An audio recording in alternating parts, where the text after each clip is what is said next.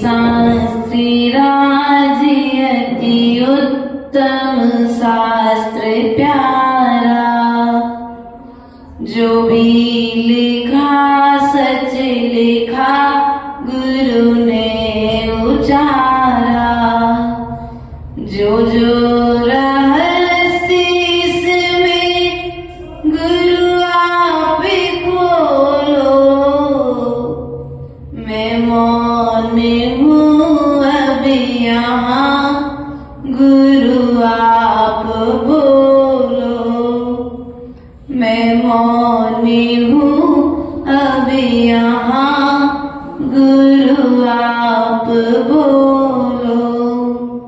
बोले अनंतानंत सिद्ध परमेष्ठी भगवान की, देवादिदेव आदिनाथ भगवान की, देवादिदेव मूलायक सुमतिनाथ भगवान की, देवादिदेव शासनायक भगवान महावीर स्वामी की, आचार्य भगवंत शुभचंद्र स्वामी की, आचार्य भगवंत विराग सागर जी, विशुद्ध सागर जी, विभव सागर जी महाराज की, आचार्य भगवंत मुनि श्री भावानंद जी महाराज की।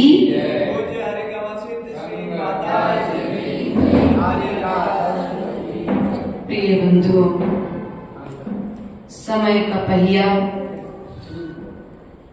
आगे बढ़ता चला जा रहा है और समय के साथ साथ में व्यक्ति की यह श्वासें भी क्षय को प्राप्त होती चली जा रही हैं।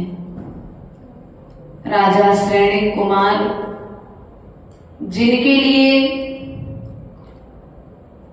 मंत्री की युक्ति पूर्वक 5000 जासूसों के माध्यम से देश निकाला दे दिया गया, सच में यह भी उस श्रेणिक कुमार के पूर्वकृत कोई कर्म का फल ही है। वास्तविकता में आचार्य भगवंत ने कहा है, धर्मात्मा प्राणियों को धर्म की कृपा से उत्तम कुल में जन्म मिलता है और धर्म की ही कृपा से राज मंदिर आदि स्थानों में स्थान मिलता है। और तो और यहाँ पर कहा, धर्म से ही समस्त प्रकार की आकुलता रहित विभूति प्राप्त होती है, वरना धन सबके पास में होता है, लेकिन वही धन किसी के बीपी को घटा देता है तो किसी के बीपी को बढ़ा देता है। लेकिन वे महापुरुष धन्य हैं जिनके पास में धन तो है, लेकिन ना उन्हें धन के होने का गर्व है और ना धन के ना रहने का, अगर चला जाए तो उस धन का कोई गम भी नहीं है। ऐसा वह श्रेणिक कुमार बालक था तो थोड़ा छोट तो था, लेकिन फिर भी ऐसा नहीं था कि उसे हार्ट बीट उसकी बढ़ जाए, उसे कोई बीमारी पैदा नहीं हुई। तो आचार्य भगवान कहते हैं, वास्तविकता में अत्यंत आनंद को देने वाले धर्म से ही मोक्ष सुख मिलता है।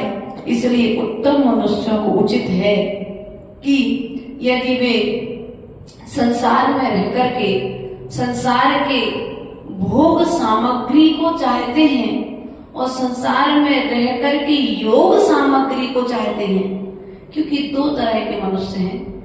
कुछ लोग धर्म के फल से भोग चाहते हैं और कुछ लोग धर्म के फल से योग चाहते हैं। योग अर्थात मोक्ष मार्ग चाहते हैं।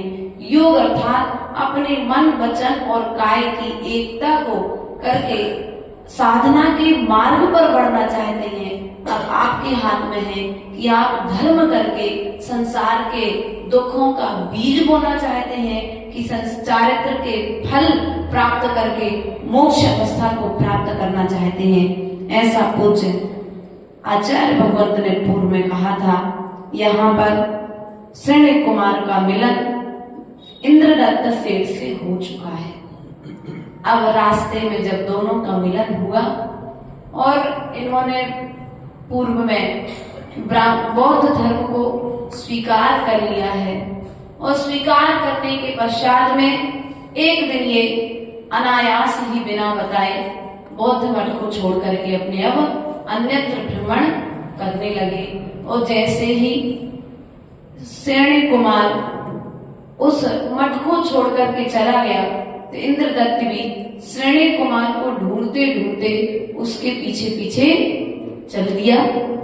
और जैसे ही वह इंद्रदत्त सेठ श्रेणिक कुमार के साथ में चला तो रास्ते में चलते चलते उस श्रेणिक कुमार ने इंद्रदत्त सेठ से कहा कि हे मातुल, जब वह थक गया, चलते चलते पैरों में थकान लगने लगी, मन भी थक गया, काया भी थक गई, तो उसने कहा हे मातुल, मातुल अर्थात मामा, माँ के तुल्य, मामा अर्थात माँ के तुल्य, हे मातुल क्यों ना हम आज जिह्वा रथ पर विहार करके चले। क्या कहा उसने?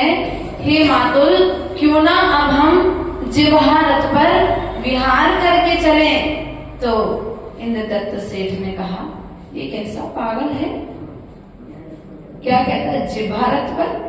मैंने तो आज तक कोई जिह्वा रथ ही का नाम ही नहीं सुना और ये कहता है जिह्वा रथ पर हम विहार करके चले।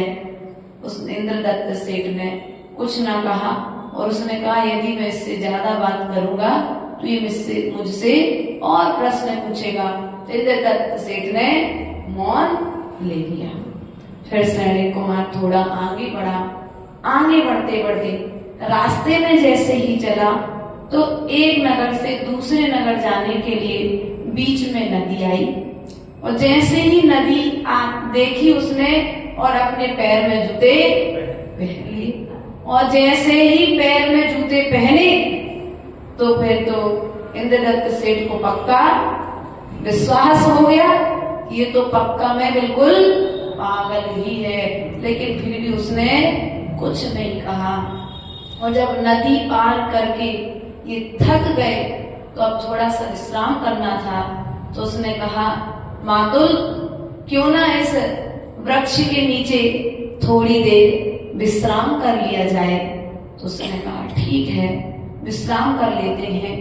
तो इंद्रदत्त सेठ ने तो अपने जो साधन आदि लिए था, जो वस्त्र आदि, उनको बिछा करके लेट गया और जो छाता आदि लेकर के चलता था, पहले के व्यक्ति छाता भी अपने साथ में लेकर के चलते थे और एक गमछा भी उनके कंधे पर सदा रहता था और बहुत सारी चीजें, लोटा, गड़ई और पानी का छन्ना उनके साथ में हमेशा। गड़ई मतलब समझते हैं आप लोग? लोटा हमारे यहाँ बुंदेलखंड में गड़ई बोलते हैं। काय के लिए? लोटे के लिए। पानी का कलश, वो पानी का कलश, पानी छानने का छन्ना और एक डोरी अपने साथ में सदा लेकर के ऐसे शुभ चिन्ह अपने जब कभी भी पानी पीना पड़े तो नदी आदि नहीं मिले तो कम से कम कुएं से खींच करके अपने छन्ने से छान करके पानी ग्रहण कर लेंगे।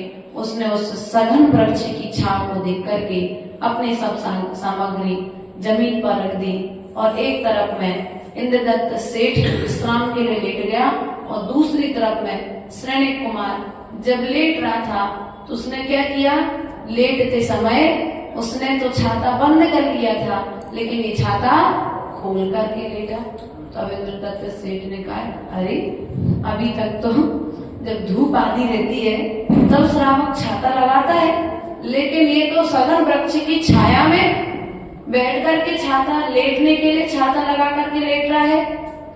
उसने कहा कि वास्तविकता में मेरा पाला कोई पागल से पड़ चुका है, लेकिन फिर भी अब रास्ते का साथी है तो इसे छोड़ तो ऐसे नहीं सकते हैं। तो दोनों एक दूसरे के भरोसे जंगल से के रास्ते से निकलते जा रहे हैं और विश्राम करने के पश्चात में ये थोड़ा और आगे बढ़ते हैं और जैसे ही आगे बढ़ते हैं तो श्रेणिक कुमार के लिए एक नगर दिखाई देता है और उस नगर को देख करके श्रेणिक कुमार इंद्रदत्त से पूछता है कि हे मातुल यह जो नगर है, ये नगर बसा है कि उजड़ा है? क्या पूछा? ये नगर बसा है कि उजड़ा है? अर्थात जो नगर था वह नगर अच्छे बड़े बड़े हाथी घोड़े व्यापार आदि सब कुछ वहाँ अच्छे बढ़िया मंदिर सब कुछ दिखाई दे रहा था। सबके बड़े बड़े अच्छे मकान, जैसे अपने यहाँ बने ना बड़े बड़े मकान, सबके मकान बने थे, अच्छे व्यापार थे। लेकिन फिर भी उसने क्या पूछा कि ये मामा कि ये जो नगर है ये अभी उजड़ा है कि बसा है? तो उसने कहा कि इतना अच्छा नगर देख करके कि मुझसे पूछ रहा है कि बसा है कि उजड़ा है। उसने इस बात का उत्तर भी नहीं दिया, थोड़ा और आगे बढ़ा और जैसे ही जब नगर से क्रॉस हो रहा था तो एक पुरुष एक स्त्री को मार रहा था। क्या कर रहा था? मार रहा था। तो सैनिक कुमार ने इंद्रदत्त सेठ से पुनः पूछा, हे मामा यह तो बताओ यह स्त्री बंधी है कि खुली है? क्या यह स्त्री बंधी है कि खुली है? मामा ने मन में सोचा, दिख रहा है इसको इस लड़की को कोई बंधन से बांधा नहीं गया है, कोई रस्सी से बांधा नहीं है, फिर भी पूछता है कि स्त्री बंधी है कि खुली है। उसने मामा ने इस बात का भी कोई उत्तर नहीं दिया। फिर ऐसा आगे करके और आगे बढ़े और जैसे ही आगे बढ़े तो नगर में जैसे शमशान घाट के पास से निकल रहे थे तो कुछ गांव के श्रावक एक व्यक्ति का गांव में मरण हो गया तो उसकी अर्थी को लेकर के शमशान घाट की ओर लेकर के जा रहे थे। तो सैनिक कुमार ने इस दृश्य को देख करके मामा से पूछा, हे मामा एक प्रश्न का उत्तर तो दो कि ये व्यक्ति मुर्दा है, ये व्यक्ति अभी मरा है कि पहले से मरा है? क्या बोला? ये व्यक्ति अभी मरा है कि पहले से मरा है? तो उसने कहा दिख रहा है बेचारे को शमशान घाट की ओर लेकर के जा रहे हैं, लेकिन फिर भी ये मुझसे पूछता है कि मरा है कि जिंदा है, ये अभी मरा है कि बाद में मरा है? उसने फिर भी इस बात का भी कोई उत्तर। अब बताओ यदि आपसे प्रश्न किए जाए तो आप उत्तर दे पाओगे क्या? जिसने श्रेणी चरित्र पढ़ा है वो तो दे देगा, लेकिन जिसने नहीं पढ़ा है मामा जी, क्यों मामा जी आप भी मामा जी हो है ना, और जिसने नहीं पढ़ा है तो वो तो कहेगा ये प्रश्नों के उत्तर तो हमको नहीं पता है। फिर उसने आगे और बढ़ा और जैसे ही आगे बढ़ा तो 7वां प्रश्न फिर उसने किया मामा से, हे मामा बताओ तो इस क्षेत्र का मालिक इस खेत की फसल को खा चुका है कि आगे खावेगा? खा चुका है कि खावेगा? उसने कहा इतनी बढ़िया फसल खड़ी है, जिसका खेत है वो जैसे फसल आएगी काट कर उसे बेचेगा और आगे जाकर उस संपत्ति का भोग करेगा। इसमें इतनी भी अकल नहीं है, क्योंकि इसे मालूम हो चुका था जब यहाँ बौद्ध मत के गुरुओं के पास में साथ में गए थे तो इसे मालूम पड़ चुका था कि ये मगध देश के राजा का होने वाला पुत्र सैनिक कुमार है और ये मगध देश का भावी होने वाला राजा है। लेकिन उसने कहा अगर ये राजगद्दी पर बैठ गया तो राजा ये किस प्रकार से राज्य करेगा? इसमें तो इतनी अकल ही नहीं है, ये तो ऐसे अटपटे प्रश्न कर रहा है, ये तो पूरा पागल है। ऐसा करते करते आगे बढ़ा और आगे बढ़कर उसने एक प्रश्न और पूछ लिया कि बताओ मामा यह जो किसान यहाँ पर हल चला रहा है तो यह तो बताओ इस हल पर हल के हकदार कितने हैं? क्या हल पर हल के हकदार कितने हैं? तो उसने कहा कि भैया जिसका खेत वो इस खेत की संपत्ति का हल का अधिकारी होगा। लेकिन इसने कहा कि इसमें इतनी भी अकल नहीं है। थोड़ा और आगे बढ़ा और आगे बढ़ते बढ़ते उसने एक प्रश्न और इंद्रदत्त सेठ से कर लिया। इंद्रदत्त सेठ मन में सोच रहा था कि अभी अगला प्रश्न करे उसके पहले मैं अपने नगर को पहुंच जाऊं, लेकिन उड़कर तो जा नहीं सकता था, बैलगाड़ी साथ में नहीं थी, कोई वाहन तो ऐसा था नहीं तुम्हारे यहाँ जैसे एक फोन लगाओ और ओला आ जाए दरवाजे पर, ऐसी सुविधा पहले भैया पहले ऐसी सुविधा नहीं थी, लेकिन अब वर्तमान में ऐसी सुविधा है, तो वो भाग तो सकता नहीं था। धीरे धीरे उसको जबरदस्ती सहन करते हुए पहुंचा, और चलते चलते जैसे ही वह अपने ग्राम की ओर पहुंचा, और पहुंचने के पूर्व में ही उस सैनिक कुमार ने इंद्रदत्त सेठ से एक प्रश्न और कर लिया कि मामा, एक प्रश्न का उत्तर तो बताओ, ये जो बेर है, इस बेर के पेड़ में कांटे कितने हैं? क्या पूछा? बेर के पेड़ में, इस बेर के पेड़ में कांटे कितने हैं? तो उसने कहा, ये पेड़ दिख रहा है, कांटों से भरा पड़ा है, फिर भी पूछता है पेड़ में कांटे कितने हैं?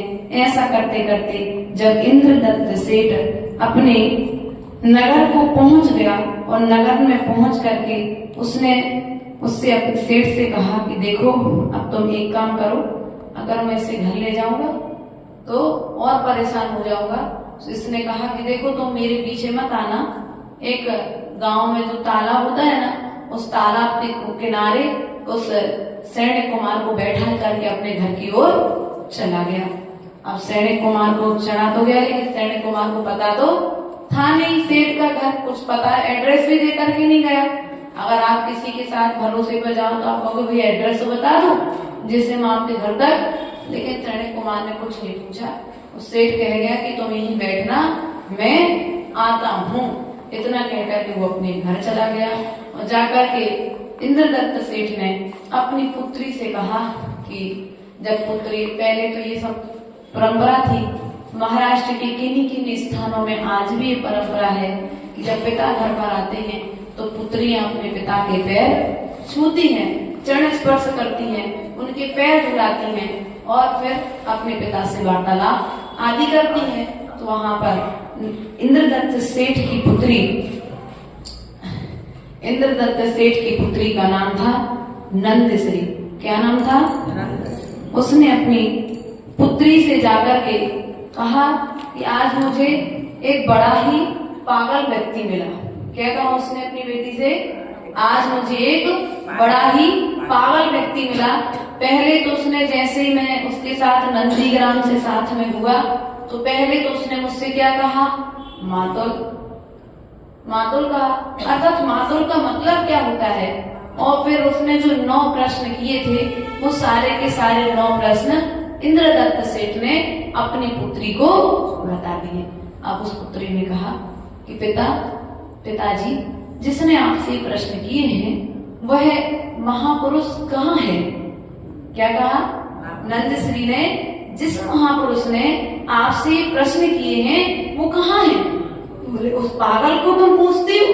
बोले नहीं, वो पागल नहीं है, वो महापुरुष है, क्योंकि उसने जो आपसे कहा, मातुल कहा, जिब्हा रथ पर चलने की बात कही, नदी में चलते समय जूते पहने, वृक्ष के विषय में पूछा, वृक्ष में कांटे के विषय में पूछा, स्त्री खुली है या बंधी है, नगर बसा है या उजड़ा है, इस विषय में पूछा है, तो हमें आपके उन प्रश्नों का उत्तर देती हूँ। उसने कहा, पिताजी देखो, उसने आपसे जो पहला प्रश्न, अर्थात आपसे कहा मातुल, अर्थात आपसे वह माँ की तरह प्रेम चाहता था, माँ की तरह। आप जैसे माँ का भाई मामा होता है, माँ का भाई मामा होता है, मामा जिस प्रकार से अपने भांजे को प्रेम देता है, वह भी आपसे उसी तरह के प्रेम की उम्मीद रखता था। इसलिए उसने आपसे क्या कहा?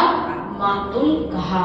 उसके पश्चात में उसने कहा कि जिब्हा रथ पर चल करके, सवार होकर के विहार करते हैं। तो उसने कहा, आप जब रास्ते में चल रहे थे और रास्ते में चलते चलते सैनिक कुमार थक गया होगा, तो उसने कहा था आपसे कि चलो कुछ अपन मनोविनोद करके चलेंगे, जिससे हम रास्ता जल्दी से तय कर लेंगे। कई बार ऐसा होता है ना, आप लोग विहार कराओ और हम लोग यदि मौन ले गए तो आप लोग कहते बहुत थक गए, और यदि थोड़े बहुत आप लोग आपस में बात करते हुए चलते चलो तो रास्ता बहुत जल्दी तय हो जाता है। उसका भी ध्येय यही था कि यदि हम थोड़ी वार्तालाप करते चलेंगे तो हमारा रास्ता बहुत जल्दी तय हो जाएगा। लेकिन आपने क्या समझा कि जिब्हा रथ अर्थात बातें करते हुए चलना। फिर उसने तीसरा प्रश्न जो आपसे किया था अच्छा तीसरा जो उसने कार्य किया कि वह नदी में प्रवेश करते समय उसने जूते पहन लिए। तो वो कोई पागल नहीं है, उसने समझदारी की, क्योंकि अपन रास्ते में चल रहे हैं तो रास्ते में चलते समय तो कांटे, पत्थर, जीव जंतु हमको दिखाई दे रहे हैं, लेकिन हम नदी में प्रवेश कर रहा था वो, और नदी में सांप भी रहते हैं, बिच्छू भी रहते हैं, मेढक भी रहते हैं, कांटे भी बह करके आते हैं, नाना तरह का कीचड़ और भी गंदगी थी। तो कम से कम जूते में जो भी यदि कोई समस्या आएगी तो कांटा जूते में चुभेगा, कोई जीव जंतु यदि पैर को स्पर्श भी करना चाहेगा तो जूते में उसे काटेगा, उसके पैर को स्पर्श नहीं कर पाएगा। तो इसने कहा हाँ ये भी सत्य बात कह रहे बेटा तुम। और उसने चौथा कार्य जो किया था कि वृक्ष के नीचे जब लेटा था तो उसने क्या किया था, छाता, बोलो तो पूछूंगी प्रश्न, माता जी करेंगी प्रश्न पूरे। छाता खोल करके लेटा था। तो उसने कहा देखो पिताजी, धूप में अकेले छाता का प्रयोग नहीं है, पानी गिरता तभी छाते का प्रयोग नहीं है, हम पेड़ के नीचे बैठे हैं, सो रहा था, कोई पशु पक्षी ऊपर से बीट कर दे तो कपड़े गंदे हो जाएंगे, मुंह पर गिर जाए तो मुंह गंदा हो जाएगा, हाथ पर पैर पर गिर जाए तो हाथ पैर भी गंदे हो जाएंगे। इसलिए वह जब वृक्ष के नीचे लेटा तो छाता खोल करके लेटा था। कई बार अपन देखते हैं ना, वृक्ष के नीचे बैठते, हम लोग जब स्कूल में थे, सरकारी स्कूल था, तो हम लोग जब स्कूल जाते थे तो प्राय करके ठंड के दिनों में क्लासेस हम लोग की पेड़ के नीचे लगती थी। बहुत बड़ा स्कूल था, 6वीं क्लास से पूरा 12वीं क्लास था, तो हम लोग की क्लासेस पेड़ के नीचे लगती। जब पेड़ के नीचे लगती थी तो कई बार पशु पक्षी ऊपर से गंदगी तो कभी किताब पर कर देते थे, कभी ड्रेस पर करते थे, तो कभी किसी के सिर पर, नाना तरह की गंदगी हो जाती थी। तो उसने समझदारी की, क्या किया कि उसने वृक्ष के नीचे जब लेटा तो छाता लगा करके लेटा। फिर उसने 5वां कार्य किया कि जो पुरुष अर्थात एक नगर को देखकर तो उसने प्रश्न किया था कि नगर उजड़ा है कि बसा है। 5वां प्रश्न क्या किया था, नगर उजड़ा है कि नगर बसा है। अब उसने कहा कि देखो, वो ऐसा पूछना चाह रहा था आपसे कि नगर में जो ये नगर यदि धर्मात्मा, भले ही चूने मिट्टी की दीवारें बनी है, बड़े बड़े सबके मकान बने हैं, लेकिन फिर भी इस नगर में धर्मात्मा पुरुष कितने रहते हैं। अगर धर्मात्मा रहते हैं, इस नगर में रह करके धर्म होता है तो ये नगर बसा है, और जहाँ पर धर्म नहीं होता है वो नगर उजड़ा हुआ है। तो उसने सही तो प्रश्न किया था आपसे कि नगर बसा है कि उजड़ा है। अब बताओ, इस बाहुबली कॉलोनी के विषय में आपसे पूछा जाए कि बाहुबली कॉलोनी बसी है कि उजड़ी है, तो क्या कहोगे आप लोग? बसी है। क्यों? क्योंकि यहाँ पर धर्म करने वाले धर्मात्मा निवास करते हैं, इसलिए बाहुबली कॉलोनी बसी है, उजड़ी नहीं है, धर्मात्मा लोग रहते हैं। उसके पश्चात उसने प्रश्न किया था कि यह जो स्त्री है, पुरुष जिस स्त्री को मार रहा है, स्त्री बंधी है कि खुली है? अर्थात यदि ये स्त्री भले ही रस्सी से नहीं बांधी गई है, लेकिन फिर भी उसका यह पति है, फिर भी वो उसकी पत्नी होने के नाते वो बंधी है, और यदि उसकी पत्नी नहीं है तो स्त्री खुली है। इसलिए तो अधिकार के साथ वो पुरुष उसे मार रहा है, और वो कहीं भागने की चेष्टा भी नहीं कर रही है। उसने कहा हाँ, मैं समझ नहीं पाया, उसने प्रश्न तो सही किया था। फिर आगे जाकर उसने फिर अगला प्रश्न उसने कहा कि बेटा, उसने एक प्रश्न और किया था। बोले कौन सा प्रश्न? बोले एक मुर्दा को, एक मरे हुए व्यक्ति को शमशान घाट पर ले जा रहे थे, तो ये मरा व्यक्ति अभी मरा है कि पहले से मरा है? क्या प्रश्न किया था? बताओ, तुम लोग मरे हो कि जिंदा हो? अरे बोलो तो। जो धर्म करता है वो अभी भी जिंदा है, और जो अभी धर्म नहीं करता है वो सांसों से तो जिंदा है, लेकिन वो, इस प्रश्न का उत्तर तो आप सबसे बन जाएगा ना। ऐसा सैनिक कुमार ने इंद्रदत्त सेठ से पूछा, और इंद्रदत्त सेठ ने अपनी पुत्री नंद श्री को बताया तो नंद श्री ने कहा कि जो पुरुष जीवन भर से धर्म कर रहा था वो मरा नहीं है, वो शरीर से तो मर गया है लेकिन उसका आसन सदा के लिए जयवंत हो गया, अर्थात वह अभी तक मरा नहीं है। वो जो व्यक्ति कभी जिसने धर्म नहीं किया वो अभी अर्थात वो पहले से ही मरा हुआ है, ऐसा उसने उत्तर दिया। उसके पश्चात में उन्होंने कहा कि इस क्षेत्र का मालिक इस क्षेत्र के फल को खाएगा कि खा चुका है। क्या प्रश्न किया? इस क्षेत्र का जो मालिक है वो इस क्षेत्र के फल को खाएगा कि खा चुका है। तो कई बार क्या करते, ब्याज आदि पर दे करके उसका पहले से ही जमीन का धन ले लेते हैं और दूसरे को दे देते हैं। तो उसने कहा कि ऐसा ही कुछ उसने ब्याज पर दे करके कार्य किया है, तो खा चुका है। और यदि ब्याज पर नहीं दिया है फिर वो उसे आगे जाकर के खाएगा। फिर उसने अगला प्रश्न किया, हल पर हल चलाना अर्थात इस हल के स्वामी कितने हैं? इस खेत में जो किसान खेती कर रहा है तो क्या जो हल चला रहा है, हल चलाने वाला किसान ही मात्र इस फसल का स्वामी है कि इस फसल का स्वामी कोई और भी है? ऐसा प्रश्न उसने किया। उसके पश्चात में उसने जो आपसे 9वां प्रश्न किया था वह प्रश्न है, क्या इस बोरी में अर्थात बेर के वृक्ष में कांटे कितने हैं? क्या कांटे? इस बेर के वृक्ष में कांटे कितने हैं? तो उसने कहा इस बेर के वृक्ष में जितने कांटे हैं उतने ही संसार में दुर्जन हैं। क्या संसार में दुर्जनों की संख्या किस प्रकार से है? जिस प्रकार से इस वृक्ष में कांटे हैं, बेर कम है, कांटे ज्यादा हैं, वैसे ही बेर की तरह सज्जन इस संसार में है और कांटे की तरह दुर्जन इस संसार में परिभ्रमण कर रहे हैं। तो उस कुमारी ने पूछा, पूज्य पिताजी वह सैनिक कुमार कहाँ पर है? तो उसने कहा, बेटा मैं तो उसे तालाब के किनारे पर बैठा करके छोड़ करके आया हूँ कि पता नहीं मैं घर तक लेकर के आता और पता नहीं और क्या प्रश्न करता, इसलिए मैं उसे घर पर लेकर के नहीं आया हूँ। नंद श्री ने विचार किया कि वह योग्य पुरुष है, महापुरुष है, नीति निपुण है, उसे अपने घर पर बुलाना चाहिए। नंद श्री ने अपनी निपुणमती नाम की जो दासी थी, क्या नाम था? दासी का नाम क्या था? निपुणमती। निपुणमती को बुलाया और निपुणमती से कहा कि जाओ अपने नख में तेल भर करके ले जाओ और सैनिक कुमार को तालाब के किनारे एक पुरुष बैठा है जिसका नाम सैनिक कुमार है, जाकर के आप उससे देना और दे करके कहना कि इंद्रदत्त सेठ की पुत्री नंद श्री ने आपको घर पर बुलाया है। और निपुणमती सीख झट से अपनी कुमारी नंद श्री की आज्ञा को नंद श्री की आज्ञा को पाकर के वह तालाब के किनारे पहुंची और पहुंचने के पश्चात में उसने सैनिक कुमार को देखा और सैनिक कुमार को देखकर के उसके सौंदर्य रूप सौंदर्य बहुत सुंदर था, राजा का पुत्र था।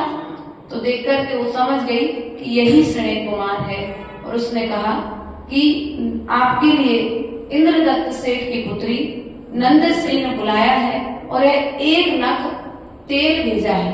क्या भेजा है? यह एक नख भर के तेल भेजा है। अब किस रूप में भेजा होगा?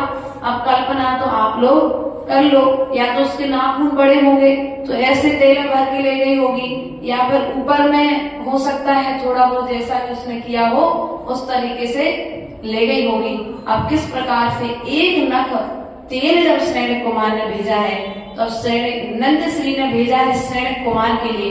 अब सैनिक कुमार किस प्रकार से एक नख तेल से स्नान करके नंद श्री के घर तक पहुंचेंगे, इस वार्ता को कल हम पुनः इसी समय पर इसी स्थान पर यदि आपका पुण्य हो रहा तो पुनः समझने और देखने का प्रयास करेंगे। इन्हीं भावनाओं के साथ में आचार्य परमेष्ठी ने यहाँ पर कहा है कि वास्तविकता में कर्म का फल तो देखो कि यह जो सैनिक कुमार का पुत्र कहाँ तो राजागृह नगरी, कहाँ नंदी ग्राम और कहाँ बौद्ध मत का सेवन और उसके पश्चात में इंद्रदत्त के साथ में मित्रता। संसार में कर्मों का फल विचित्र है, कब किसको किस रूप में भोगना पड़ेगा इसका कोई भरोसा। इसलिए हमेशा पाप करने से डरो। किससे डरना है? बोलो तो। किससे डरना है? होने वाला भावी राजा है, होने वाला भविष्य का तीर्थंकर है, और आज तालाब के किनारे भूखा प्यासा बैठा है। सामान्य मनुष्य से पागल समझ रहे हैं, जिसे हम द्वारे पर खड़ा कभी पागल समझते ना, हो सकता है तुम उसे पागल समझते रह जाओ, उससे दो की श्रेणी में मुनि बन करके कल्याण कर ले। इसलिए कभी किसी को दीनहीन दृष्टि से मत देखना।